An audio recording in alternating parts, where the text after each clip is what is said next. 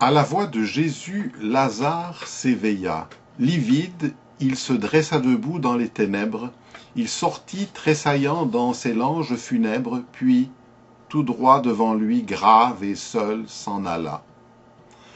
Seul et grave, il marcha depuis lors dans la ville, comme cherchant quelqu'un qu'il ne retrouvait pas, et se heurtant partout à chacun de ses pas aux choses de la vie, à la plèbe servile. Sous son front reluisant de la pâleur des morts, ses yeux ne dardaient pas d'éclairs, et ses prunelles, comme au ressouvenir des splendeurs éternelles, semblaient ne pas pouvoir regarder au dehors. Il allait, chancelant comme un enfant, lugubre comme un fou. Devant lui, la foule s'entr'ouvrait, nul n'osant lui parler, au hasard il errait, tel qu'un homme étouffant dans un air insalubre. Ne comprenant plus rien au vil bourdonnement de la terre, abîmé dans son rêve indicible, lui-même épouvanté de son secret terrible, il venait et partait silencieusement. Parfois il frissonnait comme pris de la fièvre, et comme pour parler il étendait les mains, mais le mot inconnu du dernier lendemain, un invisible doigt l'arrêtait sur sa lèvre. Dans Béthanie, alors, partout jeunes et vieux eurent peur de cet homme. Il passait seul et grave, et le sang se figeait aux veines du plus grave, devant la vague horreur qui nageait dans ses yeux.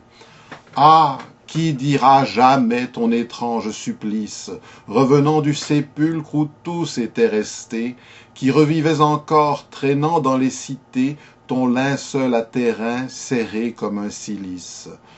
Pâle ressuscité qu'avaient mordu les vers, pouvais-tu te reprendre aux soucis de ce monde, ô toi qui rapportais dans ta stupeur profonde la science interdite à la vie d'univers? La mort eut-elle à peine au jour rendu sa proie, dans l'ombre tu rentras, spectre mystérieux, passant calme à travers les peuples furieux, et ne connaissant plus leur douleur ni leur joie. Dans ta seconde vie, insensible et muet, tu ne laissas chez eux qu'un souvenir sans trace. As-tu subi 2 fois l'étreinte qui terrasse pour regagner l'azur qui vers toi refluait?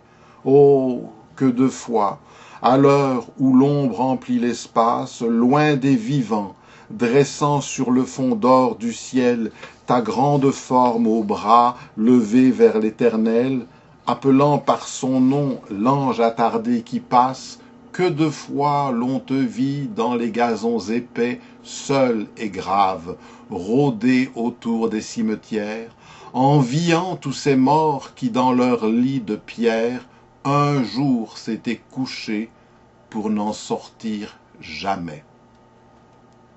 Lazare, Léon Dirks.